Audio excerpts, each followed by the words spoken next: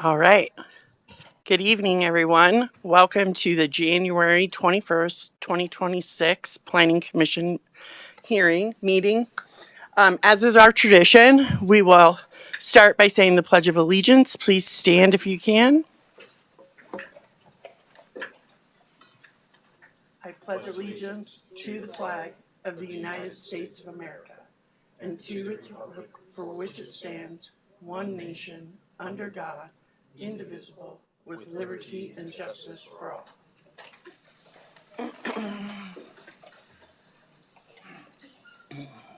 Thank you, everyone. My name is Lisa Cholet, and I'm currently the chair of the Planning Commission. And now I'm going to go around the room. Do we have any commissioners online? I should have asked that first. We do. Okay, so I'm going to go around the dais up here, and each of my fellow planning commissioners will introduce themselves, their time on the board, and where they live. Starting with Commissioner Eggleston. Commissioner Eagles, Adam. Words are hard tonight. Adam Eggleston, been on the board for 2 years, and Southeast Fort Collins. No, it's mine. John Weiss, I've been on the commission about 18 months, and I live in Timnath. Patrick Rowe, I live in Northwest Fort Collins, and I've been on the commission for 4.5 years.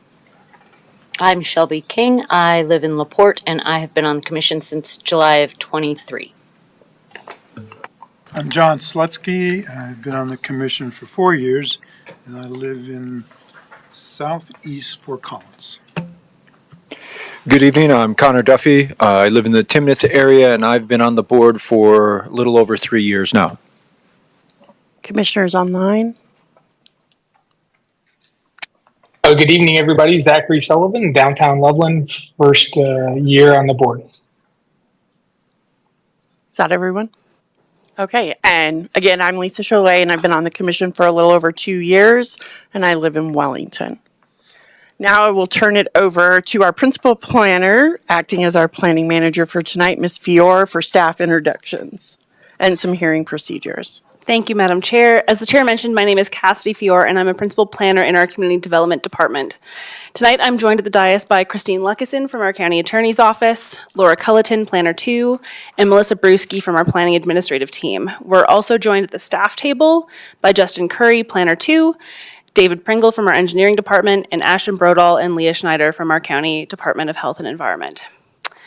We respectfully request that all members of the public silence their electronic devices. Please help yourself to a copy of the agenda and hearing room procedure instructions, which are located on the wall just to the right of the hearing room entrance and are also posted on the website at larimer.org/bocc/commissioners-meetings.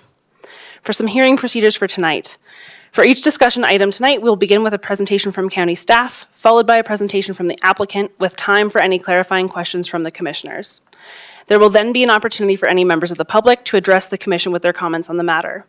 Both the applicant and county staff will have an opportunity to respond to any questions or concerns raised during public testimony. The commission will then ask any remaining questions of the applicant or staff before entering into deliberation and working towards a decision on the matter. During public comment, please wait to speak until recognized by the chair.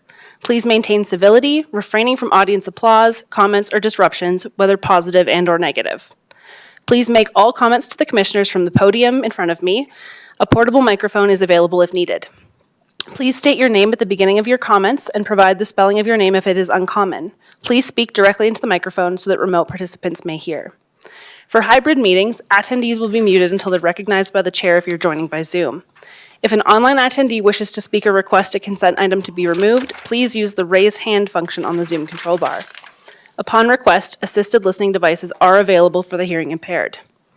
Tonight, there is one item on the consent agenda and one item on the discussion agenda. And I would note that there is also one action item at the beginning of the agenda, which is just an annual requirement to designate www.larimer.gov as the place for posting notice of public meetings in accordance with open meetings requirements. That is all. Thank you. Thank you very much. Okay, now I'll go through some additional information, including what exactly is on our agenda today. So today, as Ms. Fior mentioned, we have the action item establishing where we post our meetings. We have the approval of our minutes. We have one consent agenda item, which is the City of Fort Collins, West Elizabeth Bus Station location and extent, file number 25-zone 3829. And then we have one discussion item, which is the Campy short-term rental special review, file number 25-zone 3773. Typically, items on the consent agenda are considered routine in nature, and as far as we know, there is no perceived or significant controversy. Items on the consent agenda will not have a staff presentation. The applicant will not get to speak, and there will not be an opportunity for public comment unless the item is pulled from the consent agenda and moved to a discussion item. Commissioners are able to pull an item from the consent agenda, and you, the public, can also request to pull an item. If that occurs, then we would have a presentation from staff. There would then be an opportunity for the applicant to make their case, and there is an opportunity for public comment. After that, the applicant and then staff can make a rebuttal to the public comment. The commissioners can ask questions of the applicant and staff, and then we will enter into deliberations where we will make our best informed decisions. Thank you for listening, and with that in mind, let's get to the first agenda item, which is our action item. And I would take a motion. I move the Larimer County Planning Commission designate www.larimer.gov as the place for posting notice of public meetings, and if exigent or emergency circumstances prevent the online posting of such location, public notice shall be physically posted and at the bulletin boards located at the north and south entrances of the Larimer County Administrative Service Building at 200 West Oak, Fort Collins, Colorado, in accordance with Colorado's open meeting laws. I'll second that. Can I get a roll call, please? Rowe, Yes. Sullivan, Yes. Eggleston, Yes. Weiss, Yes. Duffy, Yes. Slutsky, Yes. King, Yes. Cholet. Yes. Motion passes. Okay, next we'll move on to the approval of minutes from our December 17th, 2025 meeting. Can I get a motion, please? I move that we approve the minutes from December 17th, 2025. Second. Can I get a roll call, please? Slutsky, Yes. King, Yes. Rowe, Yes. Duffy, Yes. Eggleston, Yes. Weiss, Yes. Sullivan, Yes. Cholet. Yes. Motion passes. Okay, next we'll move on to the consent agenda. We have one item on the consent agenda, City of Fort Collins, West Elizabeth Bus Station location and extent, file number 25-zone 3829. Do any of my fellow commissioners wish to pull this item from the agenda? None? Does anyone in the audience wish to pull this item from the consent agenda? Again, if you're here to give public comment on this item, then you would need it to be pulled in order to do that. If you do, please raise your hand. No one? Anyone online? If there are any members of the public online that would like to pull this item from the consent agenda, please use the raise hand function or press *9 now.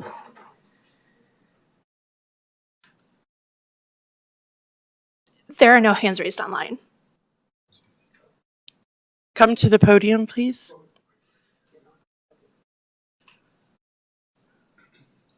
If you could state your name, please, and then let me know if you wish to pull this item from the consent agenda. My name is John Ludwig, Jon, and I would like to pull this item for discussion. Okay, Questions? thank you, sir. All right. So this item has been pulled from the consent agenda. It'll be heard after the item that's already on discussion. So we'll move on to the discussion item on our agenda, which is the Campy short-term rental special review, file number 25-zone 3773. Does staff have a presentation?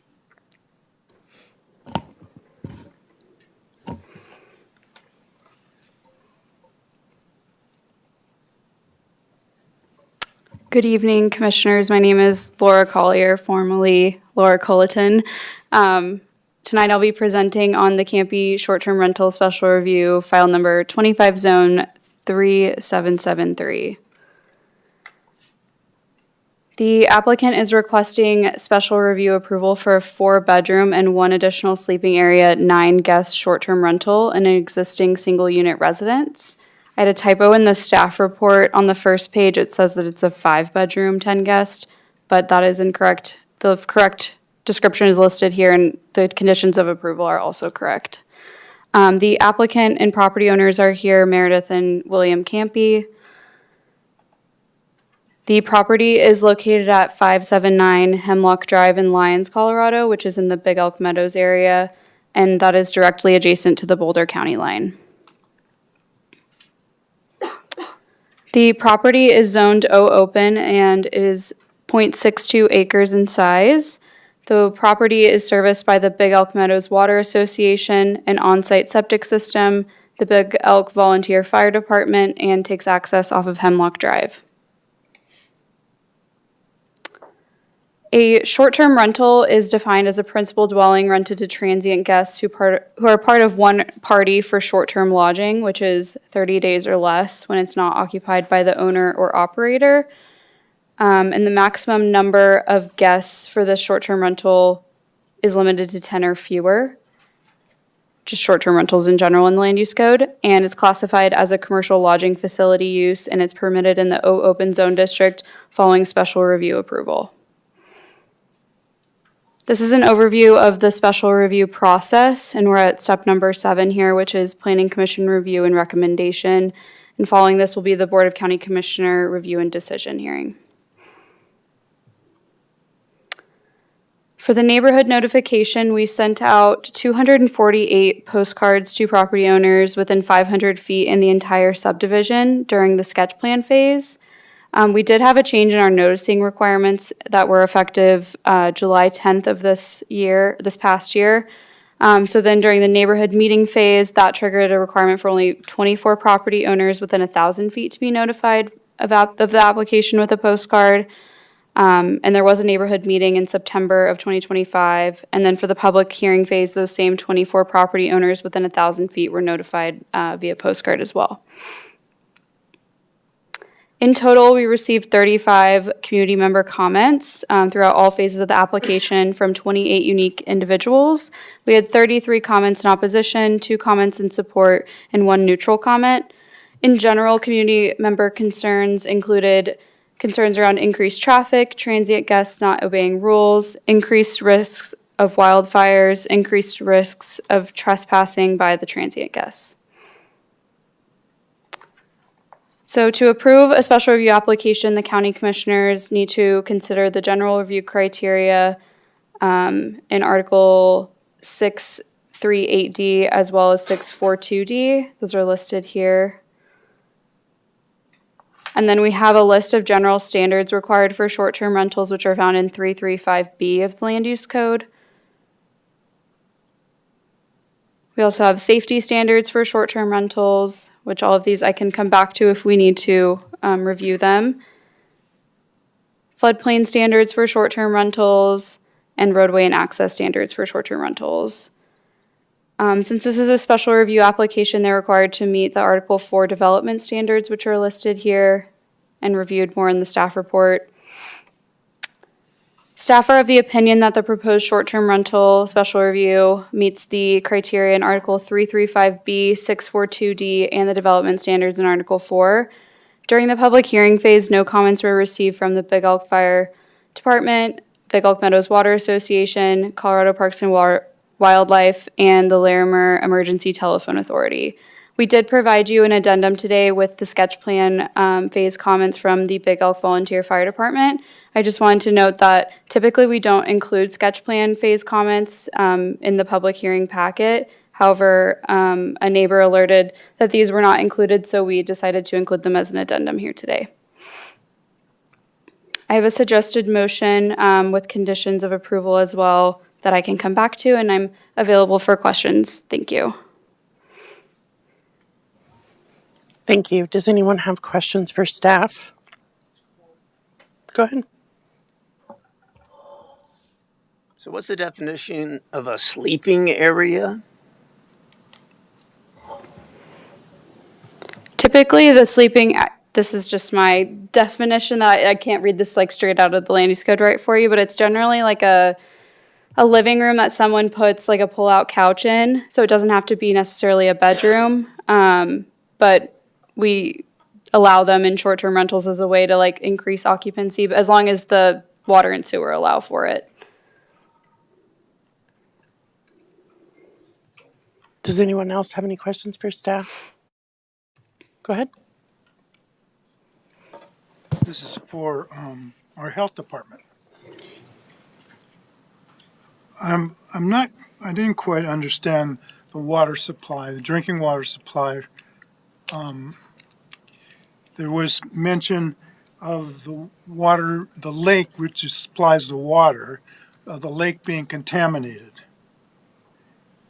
And there not being enough water. And so can you comment on if is there enough water to supply this HOA, let alone an additional occupants?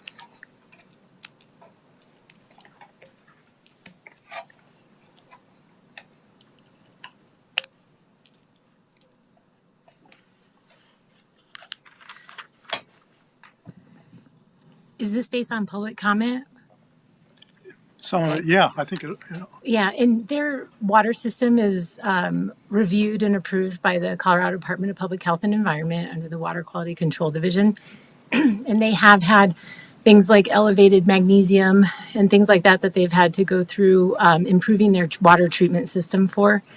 But they are still an approved water source, in this case for a short-term rental. But CDPHE is working with them on corrections. and there's sufficient supply? Supply of water would be a Division of Water Resources and Water Rights. Okay.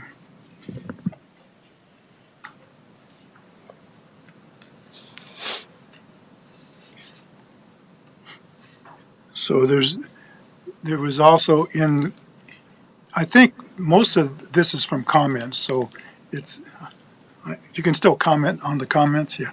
Can you speak to the septic system? And I've lost some of my memory of regulations for septic, but there is distance to water supply, correct? Yes, that is correct. There is certain setbacks from surface water, from septic leach fields, and that's about 100 feet. Okay.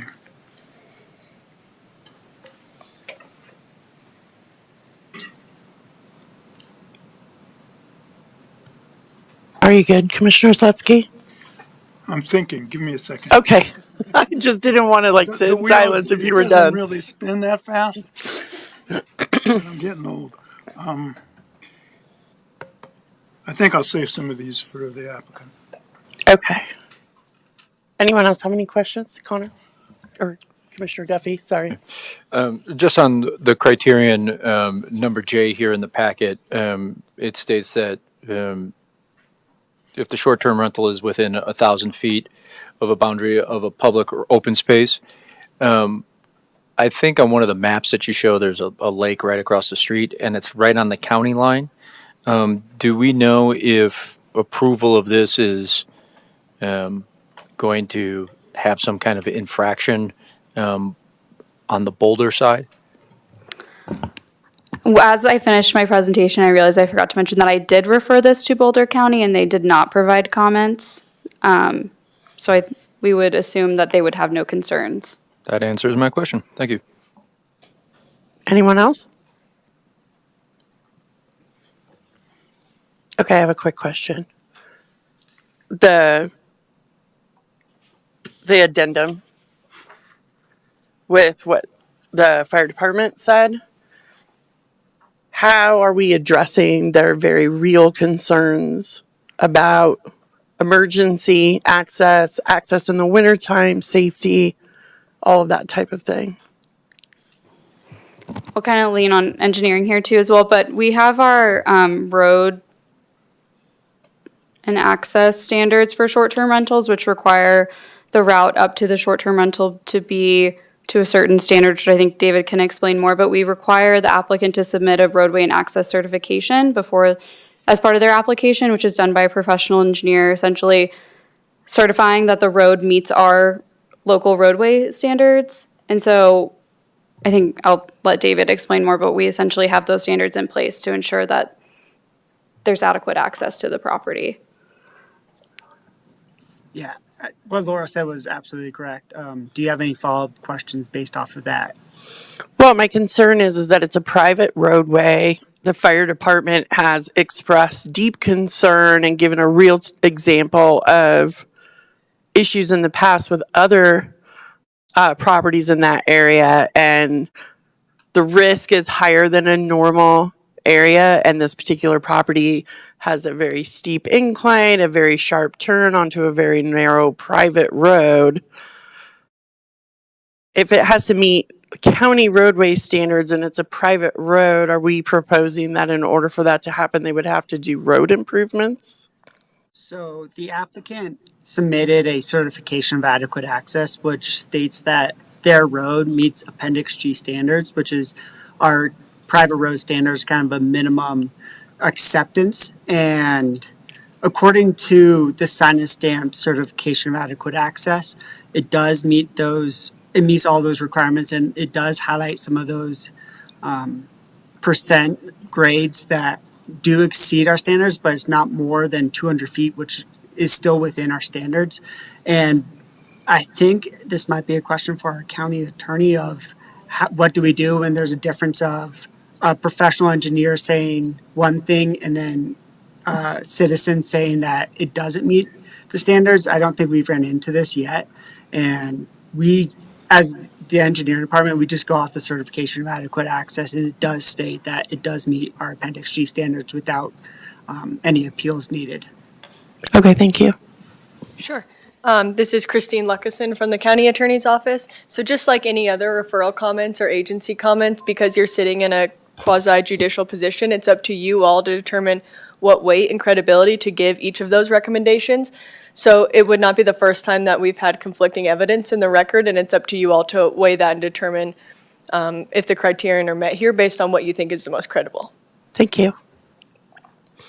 Okay, does the applicant have a presentation?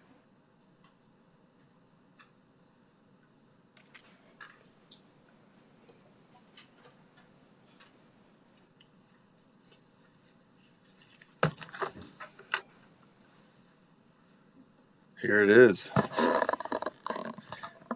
Well, Bill Campy, spelled as in, you can call me William per the application, but I'm going to figure you're yelling at me if you do. So thanks for queuing that up. Are we ready, Laura? Thank you.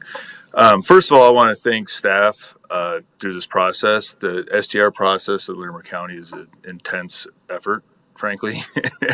And I don't know that we could have gotten through it without staff's kind of really, quite frankly, quick response and support in terms of not necessarily approving it, but in support and giving us information. It's a really lengthy process. I'm not sure how many people have gone through this new version of it, but it is intense. And I hope everybody appreciates the level of diligence it takes to get to even to this point in the process.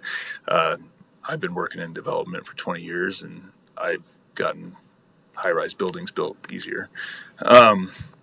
So I think for us, you have the packet. There's a lot of information. We're not going to take a ton of time, but I do think there's some key points that I think is important for us. One is why we're even doing this. We moved or bought a property in Big Oak Meadows a little over 4 years ago. It was a very small property. We have a large family. There's 7 of us. And we really enjoyed it.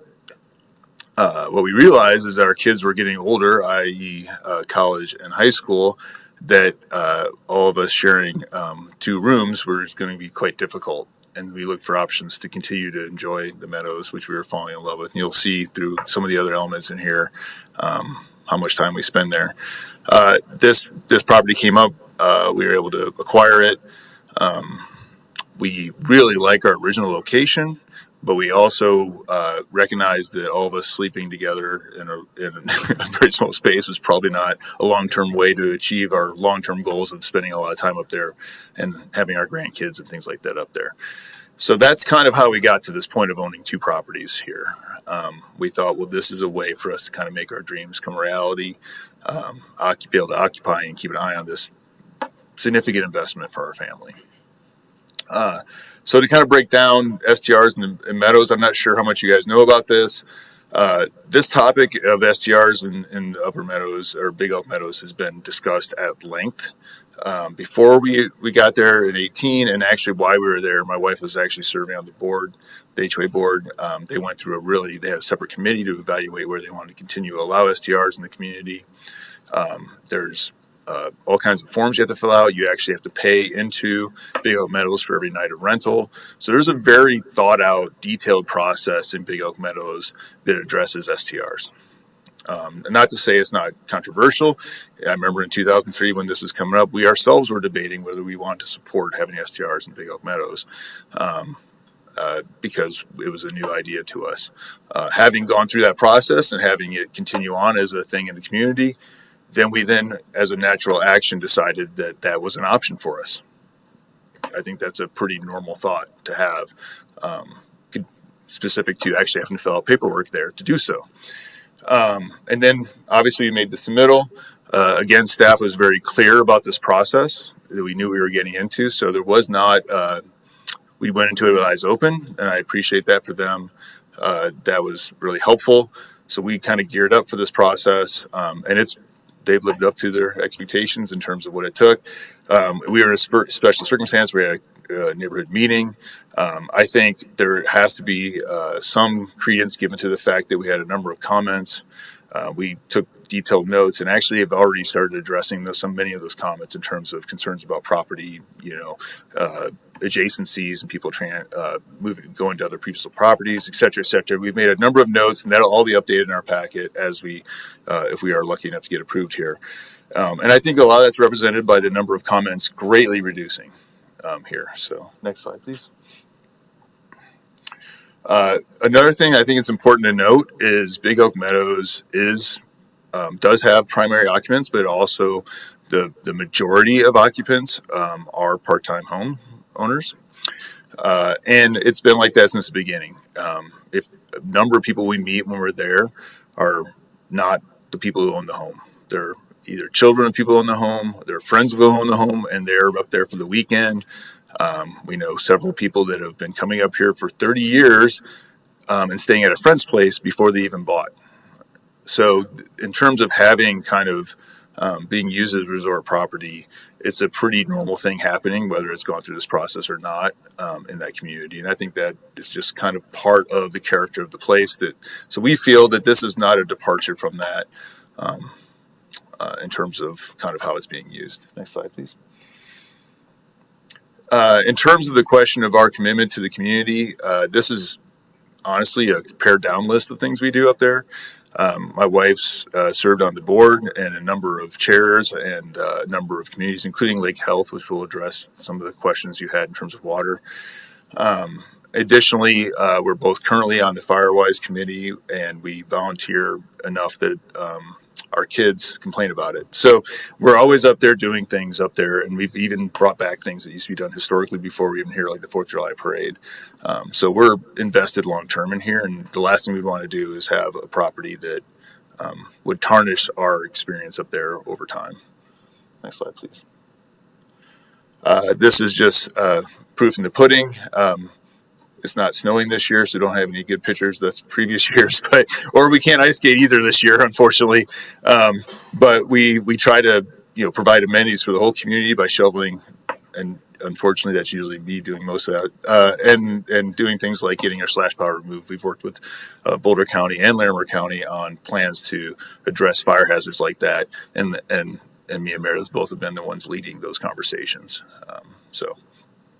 All right. I think we're coming close to the end, so thank you for bearing with us. In terms of location, that and we know that they've kind of increased the distance between. There is not a lot of STRs in this community. Currently, I think it's about 162 lots. 169 lots are in the community. There's currently 3 STRs, so it's not inundated. We do not believe with too much of this activity.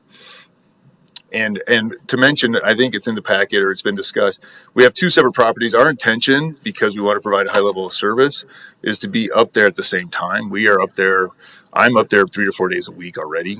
I work remote there quite frequently. So in terms of addressing concerns on the property, access, I plow myself every time it snows. So we have a lot of items like that we will be providing in terms of being on site essentially. And our home in Longmont is only 35 minutes door to door. Next slide, please. And this is us having a lot of fun up there. As I mentioned before, we really enjoy it and we're there for the long haul. If I can just address a couple of questions that we had that you've already brought up as next part. Okay. Okay, and there's 2 things that were brought up that I want to get to. One is safety, access, and concern, and the other one is the water quality. Thankfully, my wife was on the board and dealt with a lot of water quality issues. She actually was part of the bringing a professional management company in to manage. It was managed on site previously, the water plant. Now we have a separate professionally, and the certification for that company is the highest they have in the state. And on top of that, we also have the Big Elk Meadows Water Association Source Water Protection Plan that was submitted and approved in 2022 that speaks to the surplus of water available in the community. I think a lot of times we get looped in with Pinewood, which maybe is what you're talking about, which has had massive challenges. We are completely separate and completely on a whole different scale and level of that. Now, we every year, I've been told that there always is, during the inspection process and review process, there's things that they have to improve and work on, and that's happening to maybe address staff's comments on that. But I'm happy to share more detail, and I think this is actually in the packet. At least it was submitted from us to staff that talks to the water quality and also the capacity issues, which is, again, as of 2022, in surplus, both of average and peak demand. In terms of fire access, I think, as mentioned before, the level of access and road quality, and I think staff could talk to it better than me. I'm not an engineer, but is at a essentially in town level in a lot of ways. It's a much higher level than some of the resort projects I've worked on in Breckenridge in terms of access. So I think that speaks to itself. But on top of that, what you guys have already created in terms of a high barrier of entry for this, I'll also note as of last night in the board meeting, we have an intention of plowing if snow gets to 1 inch, which is a higher standard than is already in most cities and most counties, and I believe Larimer as well. We have staff that attribute to that. We have budgeted for that in terms of access and inclement weather. We actually have already a policy in place that is at a higher standard. I can tell you can drive a Toyota Camry year round to our cabin. It's been actually, truthfully, an unexpected benefit of living there. I didn't think we'd use it much in the winter, and access in the winter is great, even on years that aren't like this year. And they plow all night as soon as it starts snowing and hits a certain level, so it's not even a daytime issue. I would also note that we did the volunteer fire department did their annual report yesterday and only had 13 calls in total the whole year last year, and none of them were in STRs. So just to address some of those comments, I don't know if that addresses it, but that's the best I can do in the moment in terms of questions that have been asked so far. Again, thanks for taking your time to hear this.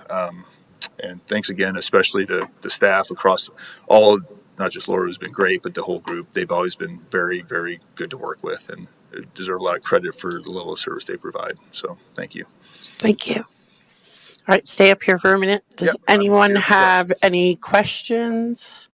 Commissioners Weiss? I think it's working. Thank you. So the limit of individuals who could stay in the home is topped out at 9.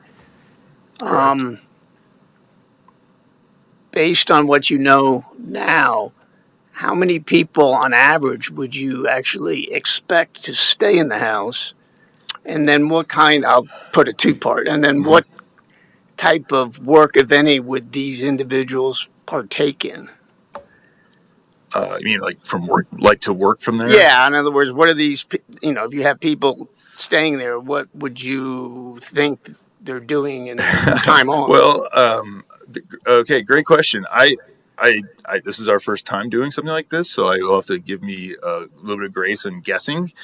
I don't know the capacity. I know there's not a lot of why we bought it, large family options in the mountains. Most properties are relatively small, so I imagine we're expecting it to be families. I would just also note the STR rental process has a kind of interview process before you approve them. We're not interested in frat parties. We're not, this is a property cost us a lot of money. We want to take care of it, so we're looking to accommodate like families. We know our neighbor who just bought their property next to us has mentioned like he has a very small cabin like we have in our other property, and he's like, we want our kids and grandkids to come up. Would you be able to rent that to us? And we said, we're going through this process. We'll let you know how it goes. So I'm expecting those kinds of things. In terms of activities, in the summer, there's actually a heated swimming pool. There's tennis courts. There's fishing. We have guest badges that you pay extra for to provide for fishing. Obviously, great hiking right outside the door. This property has about 200 feet or maybe more closer to 200 yards to a hiking trail. So all those kinds of things are one of our favorite activities is to go up and like feed the horses, things like that. So it's kind of that classic mountain retreat kind of concept is what we'd expect.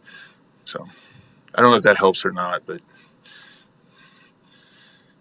any other questions? Anybody else? Commissioner Duffy?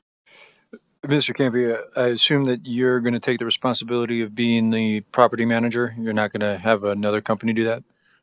Again, this is our first time. That's our expectation today. And frankly, we're not expecting to rent this full time. We want to still use the property, so this is a supplement to us. Yeah, that's our intention right now. That's our intention. It's our first time, so we might find that we're not very good at management. I don't know. But our expectation is to take care of it and be there. And like I said, be located on Aspen so we can be immediately access to it. And again, we want to be using this property ourselves as well. So this is not just going to be only a rental. We'll be occupying it ourselves quite a bit. Anyone else have any questions? Go ahead, Commissioner Rowe. Just going to ask, I'm sure, have you also seen the letter from the, I guess, the volunteer fire department there, from the chief? You guys, you're familiar with that? Yep, and I meet with people in the fire department all the time as part of our FireWise activities. Okay. Yeah. So there's a number of concerns expressed in there, and some of them it seems just kind of, specific references to challenges that they've had maybe with other, it says transient, which is I think is maybe a poor use of word in there, but I think they're talking about other guests. And I guess I was curious, for one, are there any ongoing conversations at the association level about kind of restricting anything, or is restricting STRs or addressing some of these I don't want to speak for them. I can't speak for them. I can speak for myself in regards to this. I know we go to every board meeting. We've had a number of board meetings we've attended where people are concerned about transient, if that's I don't know if that's the word, guests versus primary owners. Yet to this date, it has not been an STR property. It's usually kids coming up of people who own it or things like that and having challenges. I mean, I think mountain communities are unique in terms of their character and culture, and this is no different. And so there's sometimes some challenges between people who, if you don't know somebody, there's some concerns, and if you're concerned about them doing whatever off-roading, like I can give you a long list. And I think we've had plenty of conversations about STRs, but not recently. And it really, I think it was the 23. I mean, that's fairly recent that we kind of went through this process, and there's a whole separate committee. And again, like I said, we ended up where we are today. And it was a pretty in-depth conversation. Sorry. Yeah. And that's not, I guess my question is, that's not ongoing. They're not still kind of thinking about revising that or anything? Not to my knowledge. We go to every board meeting. It is not in the agenda. I mean, I could share that or something with you guys if you'd like, but that was not, it's not a current agenda item discussion. Okay. To my knowledge. Yeah, it seems like just some of the references in that, again, in that letter from the volunteer fire department, probably the more significant ones relate to safety and maybe incidents of guests ignoring kind of the safety, whether prohibitions on fires or fireworks and things like that, which I think could if my opinion in that is that most of the time that's not guests, it's residences, frankly, that people who own the properties. They just mentioned somebody last night who disposed of ashes on their property and started a fire in their yard. That was a resident. So I don't know that. I think transients get blamed more often than not because they're, it's outsider versus insider a little bit sometimes, frankly. In terms of the fire department, look, I've worked with a lot. Maybe there's being extra conservative. I don't know. I do note that they did come to our neighborhood meeting, and they did not submit the comments the second round. I mean, that's all I can say about that. I can't speak for them, obviously. So outside of, we spend a lot of time doing Firewise activities up there. We're both on the committee and volunteer. I think we have about a 90% attendance rate on that. So, and I would also note that probably the other person who's there the most is another owner of an STR there. So I think people like us put our time in and try to take care of the place and do all the right things. So, thank you.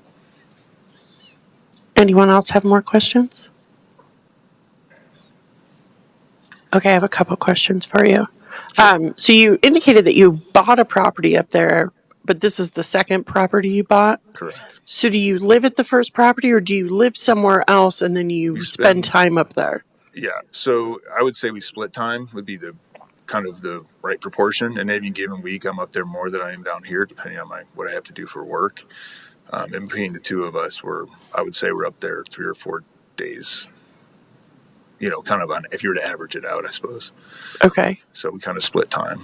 And if this is an STR, will that timing change? I don't know what's going to happen if this is STR.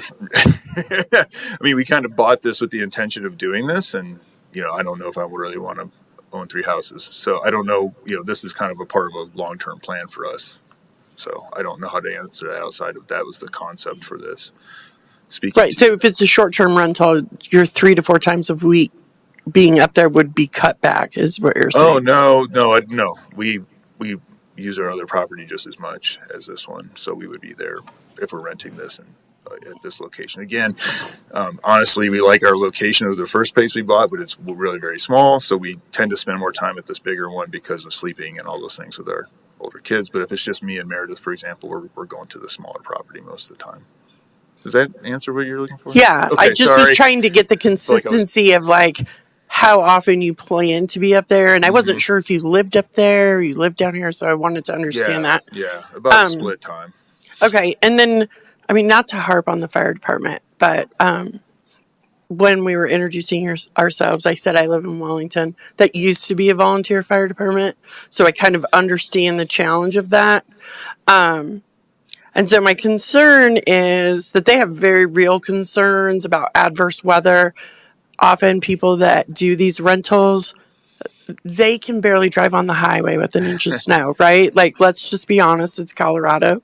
And so I see the value in their concern about making sure that people understand and are prepared and able to traverse that.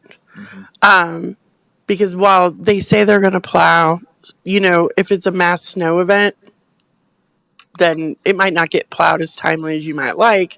They indicated that there's a couple intersections that have serious issues with ice. And then I'm really trying to visualize what does that turn look like coming off your property, because I would assume the driveway up to the property is still your responsibility. Oh, of course. They're not plowing that. The driveway is concrete also, I would note. So it faces in a direction that melts. I can show you what it looks like at 4 inches of snow within 2 days. It's melted, but we already stock ice and stuff like that, or not ice, salt and things like that to try to make sure we maintain it at a certain level. We haven't used it because honestly, it doesn't need it. It's shockingly warm in that valley where this is, but I don't know what to tell you in terms. I get there. I think it's important to have concerns about safety and things. I think those are valid thoughts. I think we have a lot of people. I mean, how many? We have probably 10 people there that are 80 years or older that live there. If you were to drive around, you're not going to see everybody with giant 4-wheel drive vehicles. You're going to see a lot of like cars that are normal. I think the fire department has no problem driving full size fire equipment up and down that road all day long. We've seen it all year round. And the truth is, if you look at the rental patterns up there, winter's pretty light. I don't think it's like the heavy season. It's really summer is when it's going to get used the most. I don't want to be disingenuous. I've never done this here, so I don't know what it's going to look like. Outside of the fact that it does meet a very high level of standard. I mean, the engineering standard that this is required to meet is not your typical just random mountain road. It's a high level of and then also on top of that they, as of yesterday, reiterate they are going to maintain at a higher level. The snow will be maintained at a higher level than it will be in town here. That's a fact, and it has been. We know a number of people. In fact, I was just there 2 days ago, and a person was driving a 2-wheel drive Prius the day after it snowed right up the road. Okay. So I don't know what else to say about that. That's okay. Outside of that's the expectation. I'm just asking. Okay, so are you prepared, or have you given some thought to how you're going to inform your guests about things like their location, right? Like some of the very real concerns in here. I mean, I was in Estes Park today, and I'll be honest, he said it was west, and like I was like, I've lived here my whole life, and I'm not sure which way is west, right? And so being able to provide guests with that very real information of suggested vehicle types to rent if it's adverse weather opportunities, and then it's a high wildfire area, and given how dry it is, although we all got a little bit of snow the other day, I think you'd in making sure that you're best preparing your guests for every single thing. And I saw some of that in the packet. Yeah, I think, and we actually we have that in the packet, and we are expanding on that based on some of these comments. So the packet's growing, not just we've got new inputs on the tick stuff and all those kinds of things, but also in terms of what we've been asked to do by neighbors on property kind of control and making sure people don't go certain directions. And in addition to that, we obviously. I mean, look, if a guest can't get to it, that's going to be a problem for us. Just forget all this, right? We don't want to be doing an unsuccessful attempt at doing this. So to translate all that is going to be really important to us. And honestly, if they're like, hey, it's winter and I have a car that's not, it's 2-wheel drive and I've never driven the snow before, we're going to probably say you should probably rent somewhere else. Right? I don't want to, I think, because they're not going to call the fire department, they're going to call me, right, if they can't get there. And then I'm going to have to figure that out. So I have an inherent interest in making sure this is successful. I understand that. Yeah. So will your guests receive that packet beforehand? And do they have to agree to all the things in there to ensure that they understand wildfire including risk? Signing a form. They have to be part of signing the form for the community. So the paperwork, the community, they actually have to sign as well. That goes through all the rules specific to STRs that address some of those concerns that they have. And that's in the packet. Okay. So there's actually a form, and it talks to a lot of these things that they have to actually sign. I just want to be sure that it isn't like one of those really great binders that you see when you go on vacation that nobody ever opens until they think it's restaurant menus and then it's not, right? Well, we actually, so we have family and friends that come up and visit us all the time. And we've had, for example, my college son come up with friends. And so we actually have a packet even at our other place, even though we're not renting it, that we provide with this information because we want to, make sure that things are done correctly. Like where things are. It has pink air. Meredith's very proud of her graphic skills here. So we're happy to hand this out or share this with you if you guys want to see, but it's very... No, not at all. I just want to make sure... I'm making one for Hemlock right now. It's in process, but it has the same sort of things. It's got pictures of the bedrooms, and then it has like the map on the way in, like turn here. Okay. kind of things. There's a spillway, so it says it's a spillway. Sometimes there's water on it. So Okay. I think Maps. I don't even, I'm not going to dismiss concerns about safety and access. I think anytime you're in a remote mountain location, those are real things. I think having a helicopter pad and a volunteer fire department and a well-plowed road, and most of it's paved, you know, the road to the community is paved until you hit a certain section of dirt, and then it's not. It's probably, to me, one of the most accessible mountain locations you'll find compared to a lot of other locations. So. Okay. Thank you. Oh, I'm Connor. sorry. Go ahead, Shelby. Oh, Shelby, go ahead. Or Commissioner King, sorry. I just have a couple of questions. A lot of the people who wrote in opposition have similar things to say about concerns, and a lot of them seem to be really concerned about the number of like 10 people. And I'm just wondering if there's any flexibility there to maybe get some more approval from your neighbors if they're concerned with 10 people. It seems like there's some, the other STRs up there don't have, I think there's one in here that says 4 people. Would that be an option? Honestly, we really want this we think this is an opportunity for large families to have the same experience as other people. And we have a large family, and so it feels a little biased, honestly, to do that, to say this is a 4-bedroom, the septic's all been approved for those things. We have a hard time finding places to stay. We can't go to Copper Mountain to ski. We have to go to Winter Park because that's the only place we can find enough room for our family. And this is, to me, provides that option in this community. And they also express concern about swimming pool upkeep and grading the roads, and are pointing out that having 10 people would be significantly more use from one home than from the other homes. And so I'm just wondering about your willingness to address those concerns. Yeah, I think we're one of 169 places up there.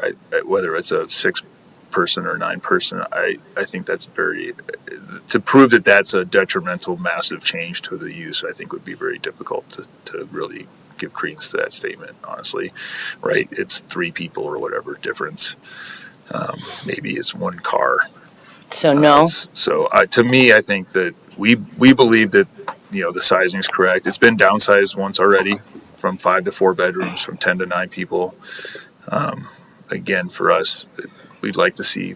Our goal is going through the STR process again is to be renting to families. So.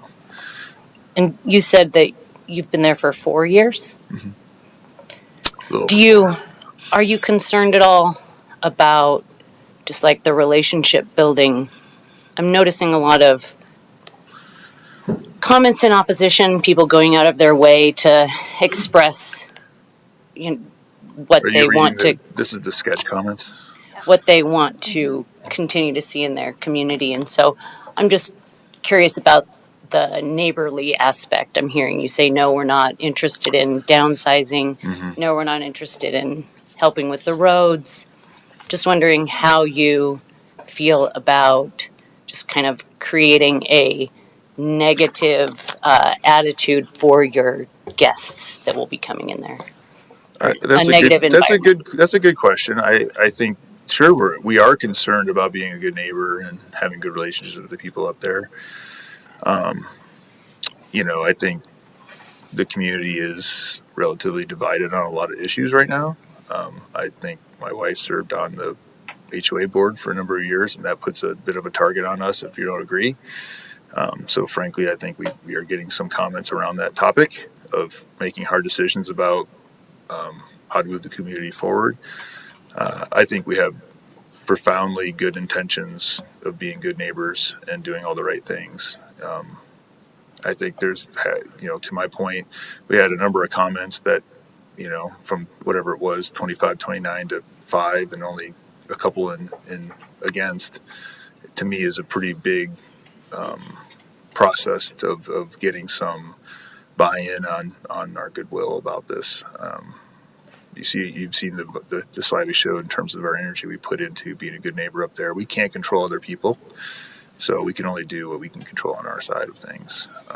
So that would be how I feel about it. We try to be good neighbors. We put all the kind, like we volunteer constantly up there and try to solve problems. We've saved the community probably, I bet, close to $100,000 if you count the cost of having the wood pile removed at Boulder County's cost of $30,000, et cetera, et cetera. So I think we put our time in, and do more than most people there, honestly. And if that's not enough, then we can't control their perspective on it. Thank you. Commissioner Duffy? Mr. Campi, really quickly, on the current residence right now as a private residence, do you have a outside fire pit or wood burning stove or mobile hardwood burning fuel? Can you ask that again? Do we have like a Do you have a fire pit? Are there, circle of rocks, anything like that? No. We are not going to allow any type of outdoor fire use on our property. I know that's in the code, but is it currently on the property at all? No, we do Okay. not have a. No. Okay. I would freak out about that. Yeah. Thank you.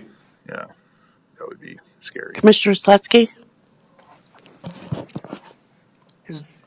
As I understand, there's no cell phone usage. We have very, very fast internet at both of our locations. And so you have Wi-Fi, cell phone, and I work from there all the time. It's very, very good. In fact, it's better than our home in Longmont. Okay. And I have questions about the HOA, but I'm not sure you're the one to ask about it, although you have some experience. But maybe I'll wait. You'll be back up here.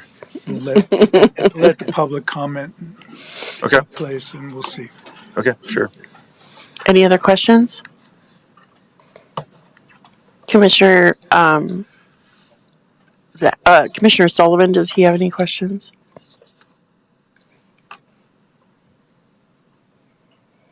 No questions.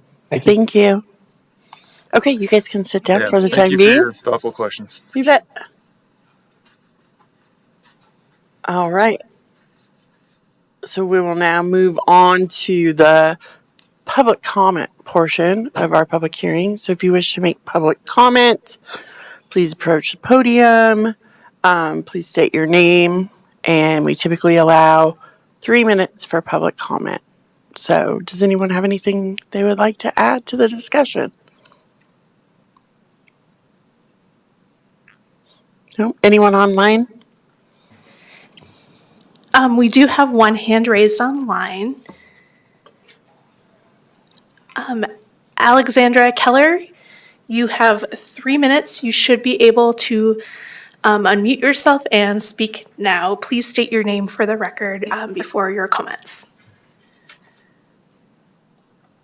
Okay, thank you. Can you hear me okay, just to make sure my mic is working? Yes. Thank you. My name's Alexandra Keller. I have lived in the Big Elk Meadows community as a full-time resident for the last 3 years. And during this time, I've really come to appreciate how magical this place is. I don't know how many of you have been up here before, but it is a beautiful location. With that being said, the Campi family exemplifies everything that makes it so wonderful up here. They're homeowners who really care about their home and the community around them, and they're volunteering. And like they mentioned a minute ago, they do have a lot of pride and gratitude in maintaining their properties here in Big Oak Meadows. So because they care so much, I am personally confident that they'll bring that same level of care and gratitude and intention to deciding who stays in their home as well as in our community. Their approach to hosting will reflect those values that they have, with the careful attention to guest selection and the commitment that they have to ensuring that the visitors are respectful and responsible. I think as a person who is not from Colorado, I'm actually from Florida, definitely the opposite of up here. I think their short-term rental would provide a wonderful opportunity for people like me to experience the magic of this place and still honor the character and tranquility of the neighborhood. because Big Elk Meadows really is an ideal location for an STR, in my opinion, because it has that beauty and serenity of mountain living. But you really don't, in my opinion, of the 3 years I've been here, you don't have the challenges that often come from that remote mountain access per se. There are things about it, don't get me wrong, that are, definitely remote mountain living, but not to the extent that I don't think, people from all over couldn't enjoy it. Our roads are well maintained, very accessible. We have a lot of elderly in our community that are full-time homeowners. A neighbor of mine, actually, she's able to get up and down the roads regularly, typically without an issue. So the balance of accessibility, mountain charm, I think, is just a great thing for an STR up here. Meredith and Bill really have that warmth and positivity in this community. And like I said, just to finish, I think their care and integrity and commitment to the neighborhood really make them ideal candidates. Thank you very much. Thank you. Is there anyone else wishing to give public comment online? There are no other hands raised online. Okay. So the public hearing on this item is now closed. If the applicant wanted to add anything else, you can. Otherwise, we'll just. No? Does staff want to add anything?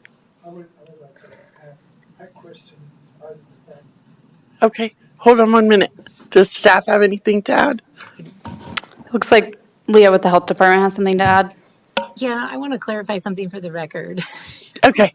So I was thinking the wrong highway when I was answering the water question. I was on Highway 36 with Pinewood Springs. We don't have any concerns with Big Elk Meadows. We've actually had a lot of water systems this year have concerns because of lower water. We've had a very dry summer. And not Big Elk Meadows. We were looking, I just quickly went through a lot of their records with CDP, the State Health Department. They had a total suspended solids issue that was remedied. It was a poor testing point. Reviewed the water comments really quick in the public comment, and a lot of it refers to their concerns with potentially running out of water or things like that.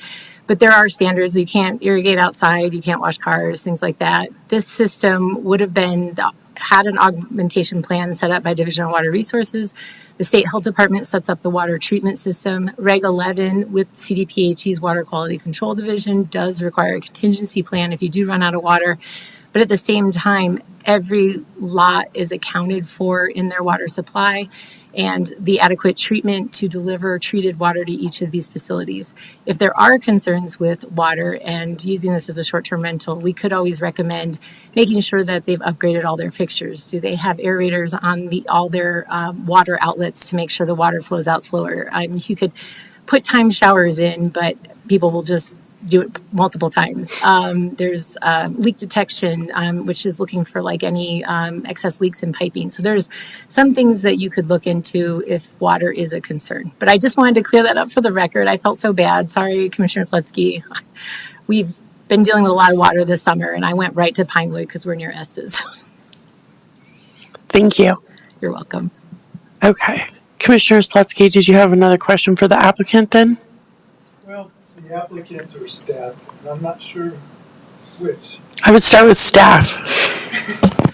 Okay, well, I have a question about the HOA, and there's many comments about it not being effective, not being, what was the word they used, functional. And so my question about that is what, if there's some truth to that, and I'm not sure that is the truth, what can the HOA do? What are their bylaws say? Specifically about amenities and who can use the pool, who can use the lake? Can they have ATVs going up and down the road? Is this within the bylaws, or could it be in the bylaws? Do they have that power, if you will? Before staff jumps in, I just want to remind the Planning Commission, and I know it's tricky, especially when we have HOAs, but HOA covenants are private contracts between parties that the county is not involved in. So we don't have any ability to interpret or enforce or add to those bylaws. So if this STR was in violation or any other property in this homeowner association was in violation of the HOA bylaws, that would be a private civil matter for the HOA to pursue. And that's kind of where I'm heading. We pretty much take care of codes and regulations. And I just want to know, do they have we can't, well, I guess we could, mandate that there's no ATV use on county roads, but that seems a little much for us. If you wanted to add any condition of approval, if there's a nexus with the criterion that you're applying here, and you feel that that condition helps the applicant to reach the criterion that they need to here, you can do it that way, but you would not be able to, or I would strongly advise that you don't do it because it's against an HOA bylaw. Even I am hesitant to even have staff go into what the HOA bylaws say because I don't want staff to be on the record interpreting a private contract. So HOAs in general can regulate the use of amenities. Yes, it's a private contract between the association and the landowners in that property area. Okay. Go ahead. So I think what you're getting at then is that we could, in theory, put in that we approve with the condition that there be some enforcement mechanism or that there be adherence to. That's not where I'm going. Is that not what? No. Laissez-faire is where I'm going. Okay. Yeah. And to answer your question, Commissioner King, if I think I'm understanding it correctly, we would not be able to add a condition that they comply with a third-party contract. I guess I'm questioning what you were getting at then, like if we were to what is the relation there that we would be able to consider? Sure, I'm sorry, that was confusing, so let me clarify. It's kind of two separate issues. So if there's an HOA covenant, we do not want to be interpreting that or adding any conditions that tie that into our conditions of approval. The conditions of approval that you all can put on any application must be tied to the land use code and the criterion before you. So you would not be able to say no ATVs because it's against HOA bylaws, but if you feel that ATVs make it so it doesn't meet like the first criterion, like it's a compatibility issue, then you could tie it that way, but there must be a nexus with the land use code. Does that make sense? Yes. Yeah, thanks. Anyone else have any questions? Okay, I have one more question. It's probably for you, Christine. So could we do a condition of approval probably on the second criteria about safety, that they have a safety plan or something that the fire department reviews and says, okay, this will work? Like, I'm concerned with the volunteer fire department submitting such a strong letter at the sketch phase and then not submitting comments the second time around, just simply because they're volunteers, right? And so my guess is, and of course it's simply a guess, is that they figured they'd already submitted comments, so they didn't have anything additional to add, so they didn't, right? And so I'm just wondering, is there an opportunity, given the very specific concerns that they had, that the applicants could provide a safety information sheet or something that's posted in there that says this is where you are, right? The location piece of it, and the different things that they're concerned about, in a way that the fire department feels that it's being addressed. They don't feel like they're going to be at added risk, because when someone doesn't know where they are and then they're going out to find them, then like in the flood situation, then we have firemen at risk, right? Looking for people who don't know where they are. I'm just wondering, is that something that would be an appropriate condition of approval? Sure, Chair Cholet. I think that is a great question.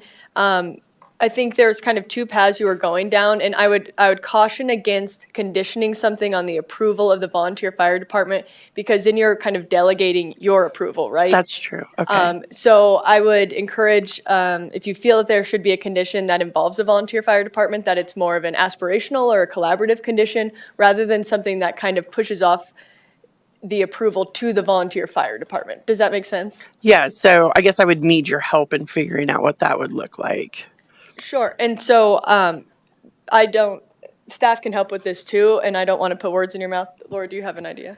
Yeah, so just thinking, we have some requirements for short-term rentals that are adjacent to flood zones that they require like an escape route map. So if that's something that you're thinking that could be required in the operations manual, we could add, if you're like, if that's what you're thinking, We also information on sheltering in place and proper escape route. And we also do already require a sign containing the following information, including the address, GPS coordinates of the rental, exit mapping from each habitable room, a map of escape routes from the neighborhood to a public road, contact information for the fire department as well as for police and sheriff and ambulance service, contact information for the property manager, and then also the requirement that there's reliable cellular or like internet phone service.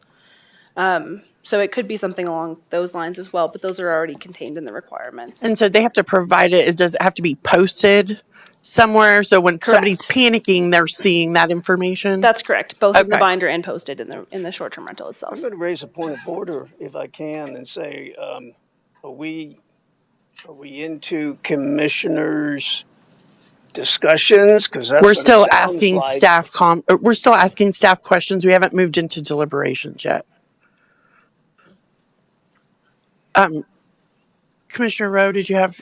Yeah, mine might be more on the kind of deliberations discussion side as well. But maybe I'll just make just a very brief comment. I was just going to kind of maybe repeat some of the stuff that Ms. Fiore just brought up. I mean, we've just recently updated all these regulations.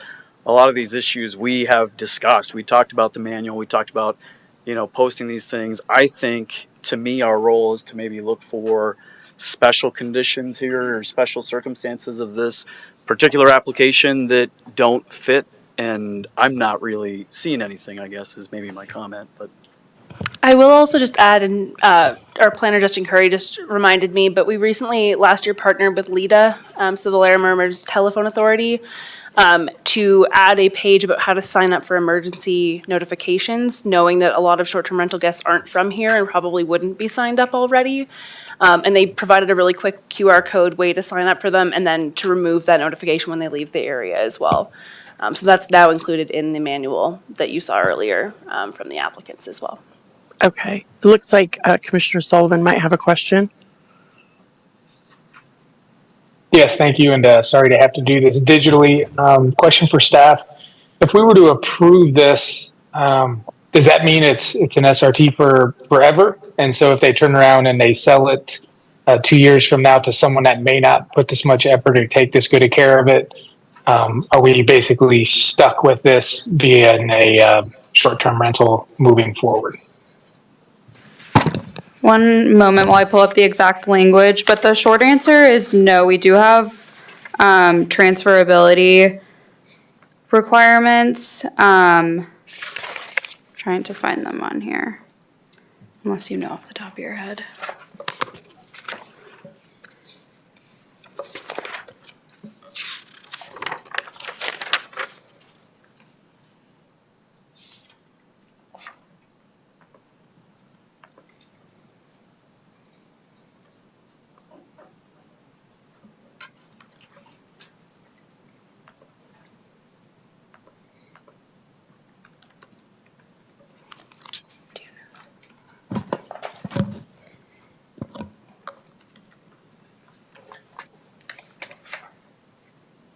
Sorry, one moment while we look that up. But to answer part of your question, they do have to renew the license every other year with we now have a renewal fee as well. And are we finding I think they So don't. as you're looking, go ahead, Connor. Yeah, I was just going to say, I do not think that they transfer unless it's to a related family member. If I'm Yeah, I recalling wanted to correctly. find that exact language. Yeah, and we do have it pulled up. So the exact language is ownership of a license may not be transferred unless meeting one of the exceptions is listed herein. So one is the transfer of title to real property when the grantee is a member of the grantor's immediate family. So that's the one that I think we're all familiar with. And it does define what the family transaction means. Or two, when an active license for a specific short-term rental operating continuously by license renewal or approved transfer.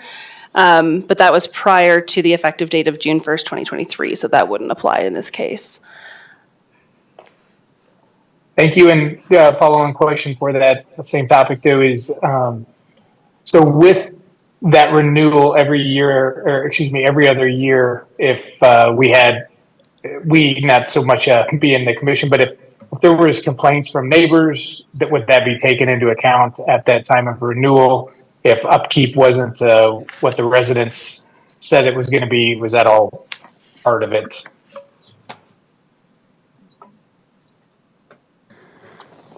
If I'm remembering correctly, I believe we have a 3-strike kind of program with code compliance, so that if there are complaints on the property that the property manager doesn't adequately respond to in a certain amount of time, then that becomes a strike on the property, and they could potentially lose their license if, say, there were 3 strikes on the property for violations of how they're operating or complaints. Yeah, so that would be up to the enforcement of code compliance based on the complaints that were received. Great work. Thank you. Any other questions for staff? Commissioner King? There are 3 other ones up there? 3 other STRs? That's correct. They were all approved under previous regulations. This is the only one coming through under the current regulations that were adopted in 2023. And there's no, like, number of limit or within a certain amount of, there's no land use that says that there can only be 3? No, there's not. Right now we have the separation requirement so that you can't have new short-term rentals within 500 feet of each other. So that could potentially put a limit on future ones, but that is depending on where that would be located, if that makes sense. Yeah. Okay, that's all I wanted to check on. Thanks. Any other questions? All right. Thank you, staff. So we will now move on to deliberations. Does anybody want to make any comments at this time? Mr. Weiss, this would be the part you were asking about. I just make a quick comment. Yes. All right. I don't see a problem with the application. I think it's important to realize that you could have a single family live in the existing home, 2 kids or two kids in each bedroom and the adults, and that's 8 people. And if you really think about it, everything would have been the same. There's no change really necessary because it could be occupied to its full capacity. Now, according to, if I understood the health department's memo, the septic capacity limits 9 occupants to the existing house. So that's an automatic threshold that they can't exceed unless they update the septic system. So even though the fire department has concerns, and I appreciate the concerns, in theory, you could argue those concerns have been on the book for quite some time, and maybe nothing's been done because maybe the concerns really aren't as bad as they seem. I don't know. I haven't been up there. But I think it's important, again, an existing home that is at capacity with a single family, and, it would be the same. So I'm in support of this. Thank you. Hold on, Commissioner Rowe. Commissioner Sullivan? Yes, thank you. So again, I'm going to have to side with Commissioner Weiss on this, especially, owning a handful of short-term rentals myself, knowing the responsibility that goes within that.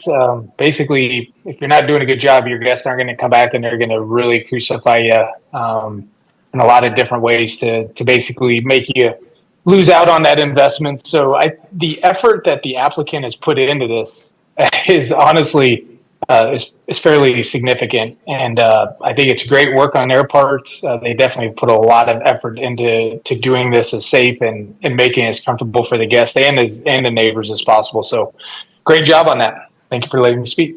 Thank you. Commissioner Rowe? Yeah, I'm supportive of this. We just recently updated our regulations in this area, and I think we probably have some of the strictest regulations in the state. I think a lot of that is probably to some really great benefit, in my opinion, probably particularly around some of the fire safety and awareness stuff. So I'm really appreciative of that. This application and applicant, I feel like they've done a really nice job. I can't see any reason. I think they're going to comply with all the rules. I'm really confident that they're very invested in the community, and I can't think of a reason not to support this application. So, Thank you. Anyone else want to give any comment? Commissioner Slutsky? Well, I totally agree with my colleagues that have spoken. It's, in fact, John, there'd be less because with a family living in this property, they're there 365 days a year. And with a short-term rental, probably not. And so it's maybe an upgrade in that respect. I'm really sorry that more of the folks that had such severe comments didn't actually show up to help us with this decision. I tend to really listen to neighbors, especially when there's 168 of them. But I agree that the applicants have done yeoman's work, and I'm quite satisfied that they will do a good job. Just as an aside, I think that most of the comments that we received would be better directed to the HOA. That's not in our wheelhouse, really. Yeah, we could take extraordinary steps. I would not approve that, and that includes the comments of the fire department. Fire departments and other that make comments or want improvements, they suggest those improvements. They say we don't like this item, and this is what you can do to fix it. I found their comments were more like comments from neighbors. Is not liking commercialism. What does that got to do with the fire department? It's just not right. And so I'm going to support this. I think it's fine. Anybody else want to give any comment? Okay, so I'll just give final comment before we take a vote. I will just say my my inclination before the meeting and reading the packet was that it was a yes. I mean, I had a few questions, but I was okay. My concern came from this letter from the fire department, because typically we see these comments and how they're addressed in the staff report, whether or not we should be concerned. I think it deserved a deep dive into the unique nature of this property, right? And we're talking about the life and safety of human beings, right? People that choose to live there, they then become very conditioned. They're better stewards than rentals. We all know that. You take hopefully better care of your house than your hotel room, right? And so but with that in mind, well, I am still a little concerned about somebody like those of us that live here. Toyota Camry in the snow probably works, right? I have a kid that lives in Texas that would probably fall off the mountain in a Toyota Camry.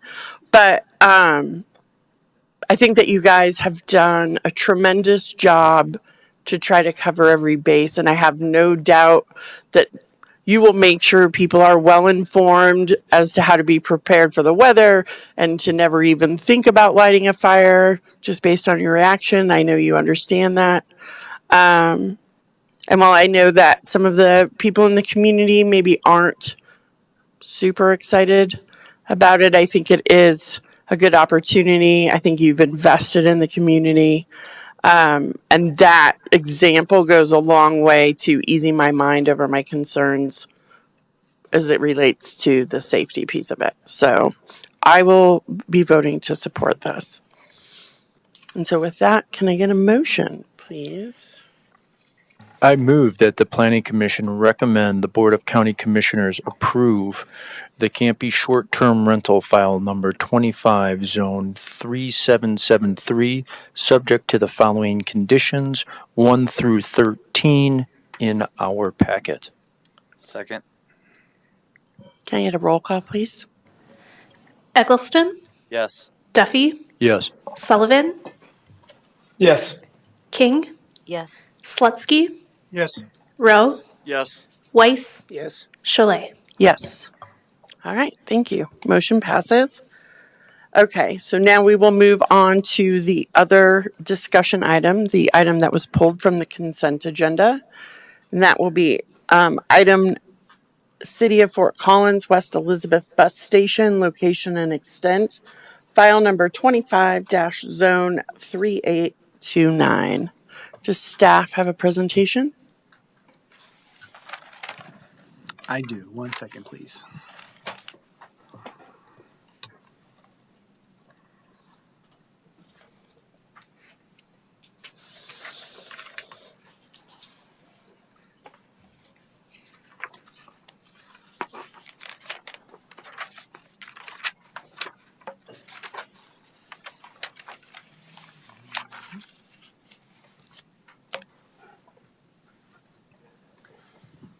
Good evening, commissioners and members of the public. My name is Justin Curry, and I'll be presenting on the City of Fort Collins and CSU West Elizabeth location and extent, file number 25, zone 3829. Location and extent review for City of Fort Collins to construct a new transit center located on the northwest corner of Elizabeth and Overland Trail on, again, the CSU Equine campus on the west side of Fort Collins. Per Colorado revised statute, whenever any county planning commission has adopted a master plan for the county, in any part thereof, no road, park, or other public right-of-way, ground or space, or public building or structure, or public utility shall be constructed or authorized in the unincorporated territory of the county until and unless the proposed location and extent thereof has been submitted to and approved by such a county or regional planning commission. So Article 644 in our land use code outlines what considered about following projects are subject to the L&E process.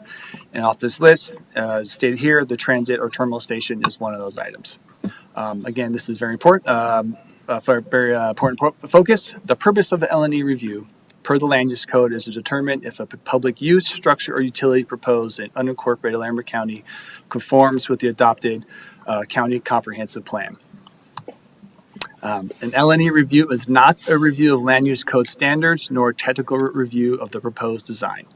To approve the L&E application, the Larimer County Planning Commission must find that the proposal is consistent with the Larimer County Comprehensive Plan based on consideration of the relevant plan principles, maps, and elements.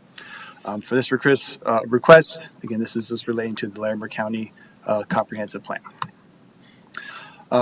Items, the next two slides are the items that were submitted by the applicant in their application as far as the elements related to our comp plan and how this proposed transit station meets those guidelines and principles.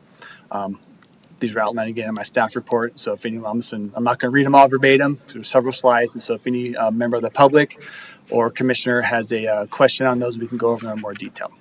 So again, next couple.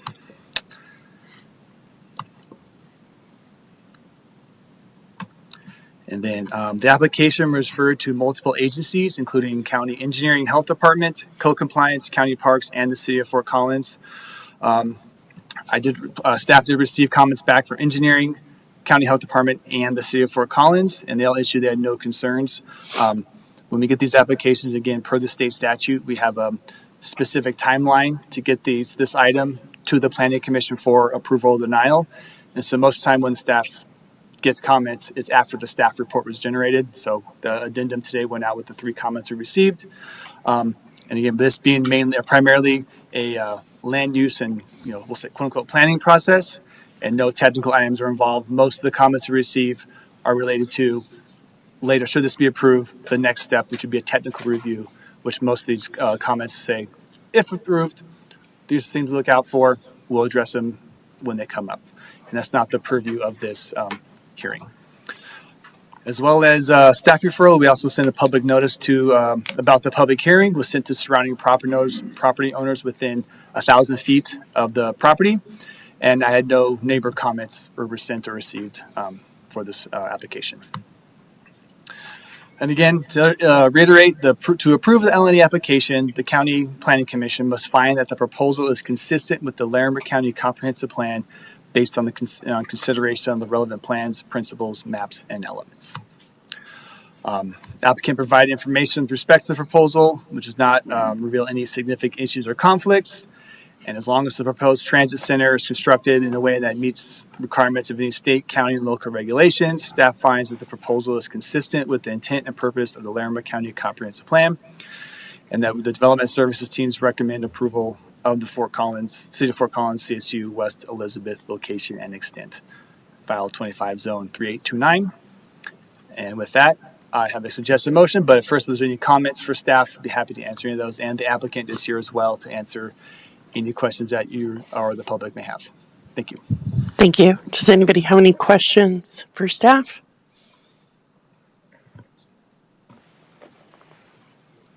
Sorry. Commissioner Rowe? I did just want to disclose, I do live in the vicinity of these improvements, but I don't perceive or believe that it's any sort of conflict, so I plan to participate. Okay. Does the applicant have a presentation or wish to address the Planning Commission?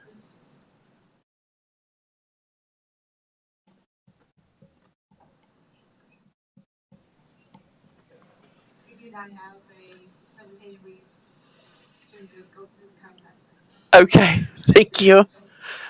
Okay, does anybody have any questions for the applicant? No? All right, well then we will move on to public comments.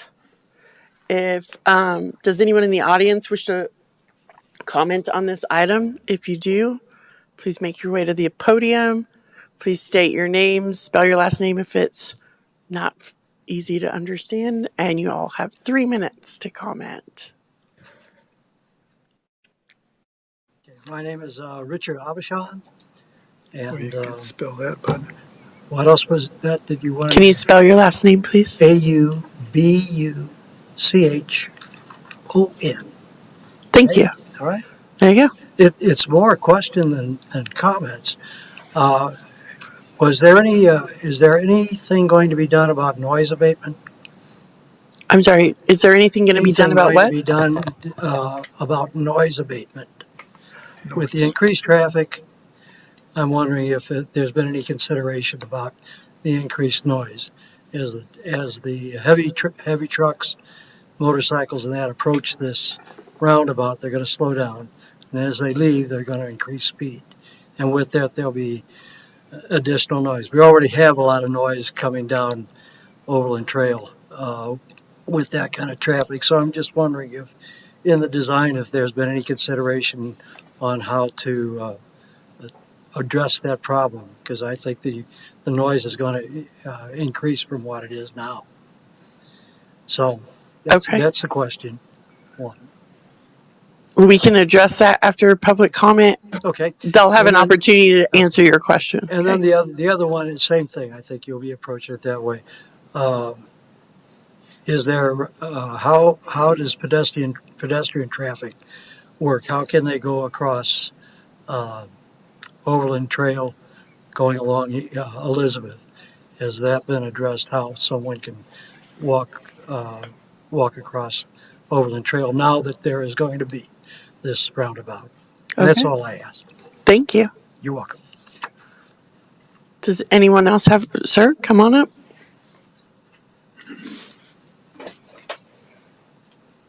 I was up here before. My name is John Ludwig.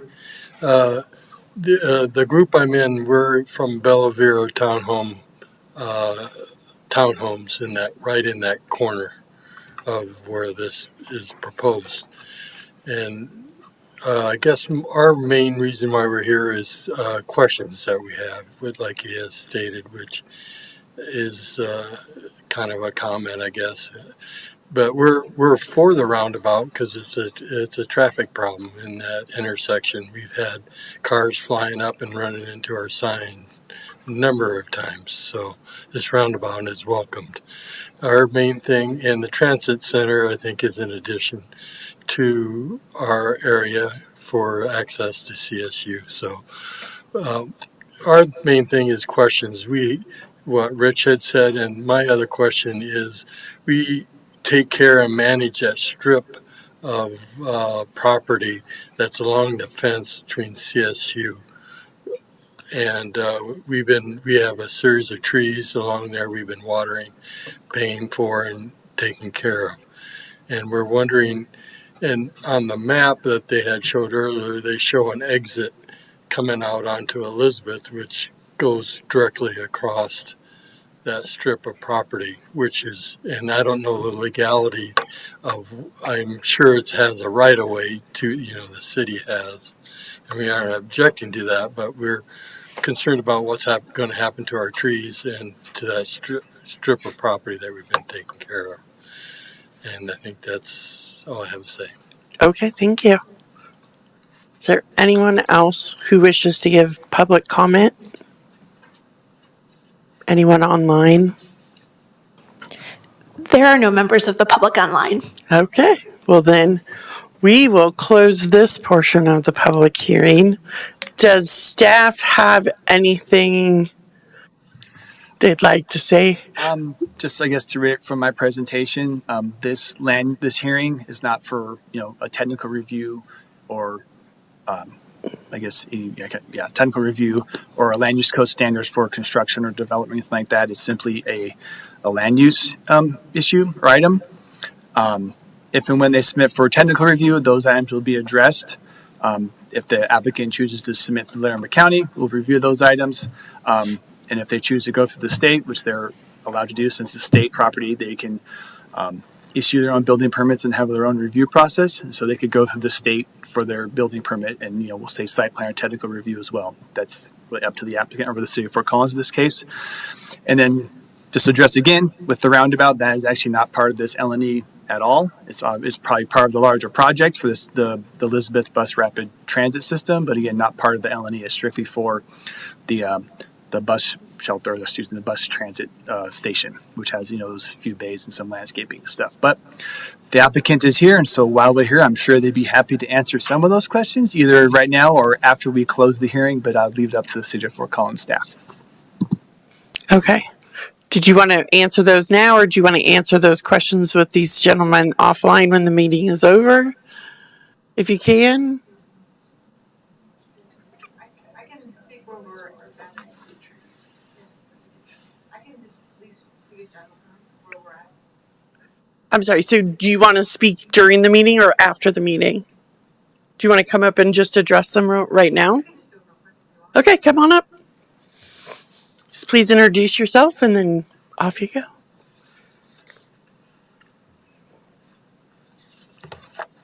Hi, I'm Michelle Stevens with Felsberg, Holden, Uluvik, and I'm working with the city on this project. Welcome. Would you want me to bring up the map that we have before you start? Would that help, or are you good? Yes, that would help.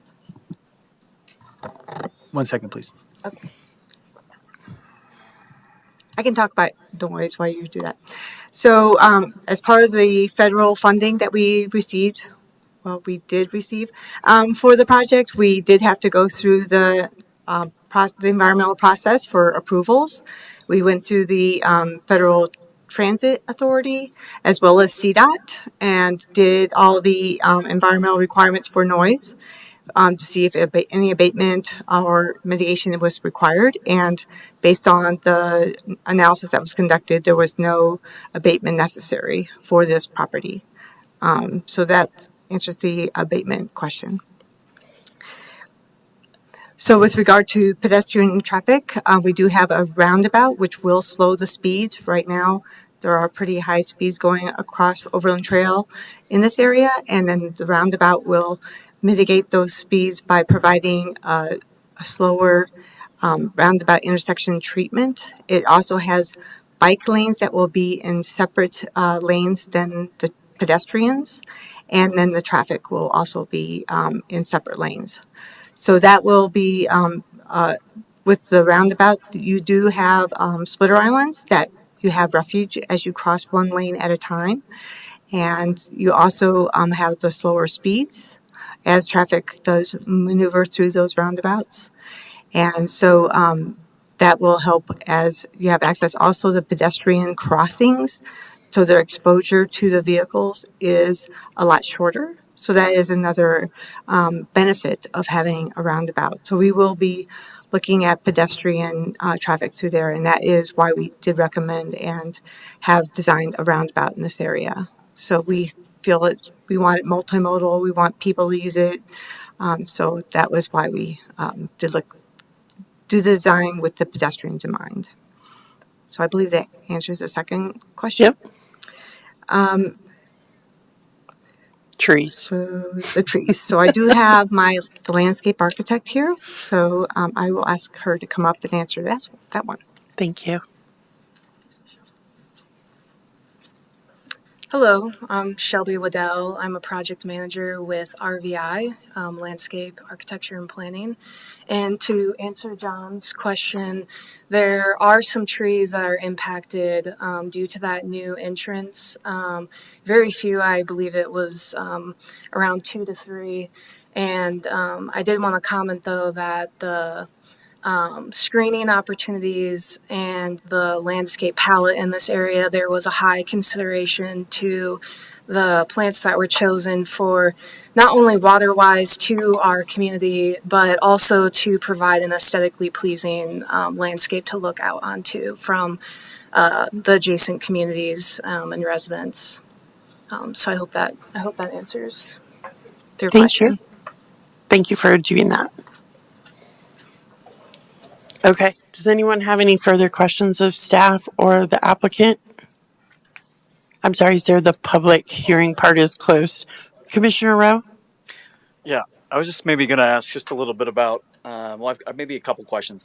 One is I was curious how this was sized. I guess it's the western terminus. It's probably based on just the number of buses you need and the frequency, but I'm guessing that there's probably not a large, as I mentioned, I live in this area, so I'm guessing there's not a large kind of usage or demand from a ridership at this location. It's probably, is it just not sure if I'm making my question clear, but it's a very large, this is the western terminus, so it's a very large piece of infrastructure, and I was curious how that was sized.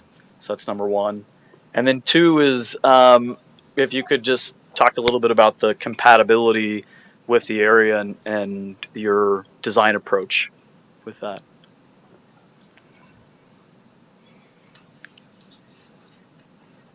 Being a fairly, kind of, again, transitioning into kind of that campus west, more rural area. Yeah. Good evening. So my name is Spencer Smith. I'm the city engineer managing the design. I'll speak to the first question if I can. We don't have anybody from Transport here tonight to answer that, but as to the sizing and use, the corridor itself, and if you live in that area, that is the city's largest as far as volume ridership, kind of that entire West Elizabeth corridor. I'd say, yeah, right now, because there's not a loading and unloading area at that spot, there's not the demand for passengers to get on there. But in coordination with CSU and the Foothills campus, they do envision that growing, and once that service is provided there in this, it's a transit center, not a station like you would see at kind of our downtown. There's not ticketing, there's not staff in there. It's really just a pick up and drop off with some restroom facilities for drivers. But, they envision that as being much more used and kind of a destination for the campus there. The sizing really is based on Transport's operations.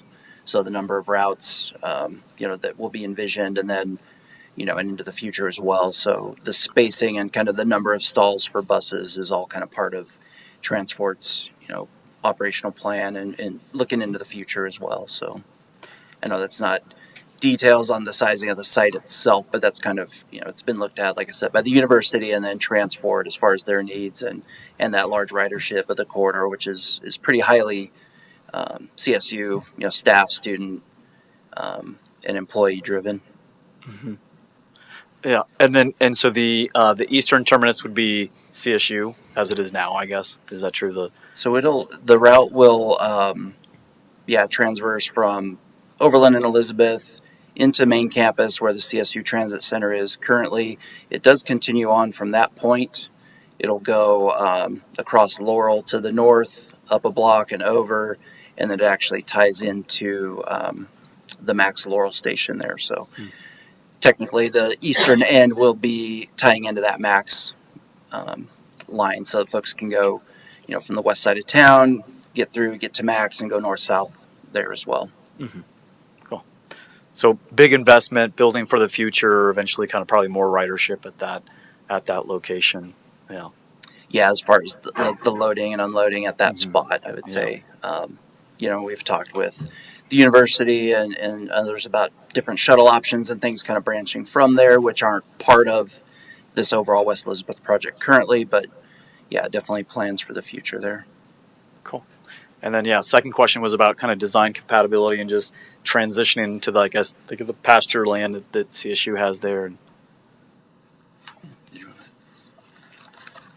So yes, we've been analyzing the site for 3-4 years now in this level of detail with design and looking at different options and looking at how to lay out, considering the utilities. There's a 60-inch water line going through there, so we had to make sure we're accommodating that. There's the WAPA overhead electric transmission lines. We had to also consider that, working with all these different entities to make sure that we're meeting their requirements. There's also water quality and detention that we want to make sure we accommodate on the site, but also trying to limit impacts to the horse arena area and that pasture land. So we also were considering that and what we could do with the water quality and the detention ponds and where we're placing them so that would not be an issue. And looking at fencing, we have also wind blocks with landscaping along that fence line, so that we can consider that, as well as also looking at just separating the facility from the pasture area and that use by CSU. So we've been working with CSU hand in hand with the city to make sure that we are providing something that's an amenity for the community, but also serves the community with the transit service as well. Great. Does that answer your question? It does, yeah. And it does look like there's substantial landscaping on kind of the west side. So We have, like I said, RVIs can answer any of your landscaping questions. I will not be the right person to talk about No trees worries. but we did go through several options on that. We've actually just had a final review meeting in January, on January 10th, where we talked about landscaping and worked with the forestry as well as Park Service on different plantings, and we are looking at maybe changing a couple of the species. So if you want to hear more on that, I could bring Shelby up. I think I'm okay on that, but maybe my final question would be, so I think you made some reference to it. I'm pretty sure the funding is now in question, and I think you guys are probably trying to respond to that. But where could you maybe just outline just a little bit of the process in terms of next steps and where the public might participate in the future, I guess? So we are working on final design. We're getting ready to go to construction documents to go to the contractor. And then once the contractor is on board, if we get to that point, then there'll be more opportunity to work with the community when they are on board and letting them know what their phasing is, because we provide a suggested phasing plan, but it'll be their actual plan will be what they implement with their means and methods for construction. But right now we're about ready to go to construction documentation. Okay. And then we're working with CDOT for final clearances. The other aspect that we're looking at is right-of-way acquisition. So that's our next step. We're working with CDOT right now, doing final approvals of the right-of-way plans. So that's for acquiring right-of-way. We need it. Most of it's temporary construction easements, but there are some parcels that we're taking little corner cuts. And then the other item is working with CSU. We have a intergovernmental agreement that we're working with them on for that property, because CSU will still own it, but then the city will be having a lease, a long-term lease on it. Okay. So those are kind of the next steps. So right away, and then Yeah. construction documents, and then construction. So most of the public process probably behind us at this point, but probably some construction interactions and interface there. And if people have questions, they should contact the city, and you guys probably have a web page. Yes, we do have a web page that we update. So yes, you can go to the web page on the city's website. We've been having meetings on this BRT for 3-4 years now. So we have been reaching out to the public on several times throughout the process. We're at the CSU Stadium for a big event to express what we're doing, show different options that we're looking at, and honing in on this option that we're doing final design on. Well, great. I think it's a cool project. Thank you. Appreciate it. Thank you. Any further questions? All right. So, deliberations. Does anybody have anything to say further on this, or are we ready to go to a motion?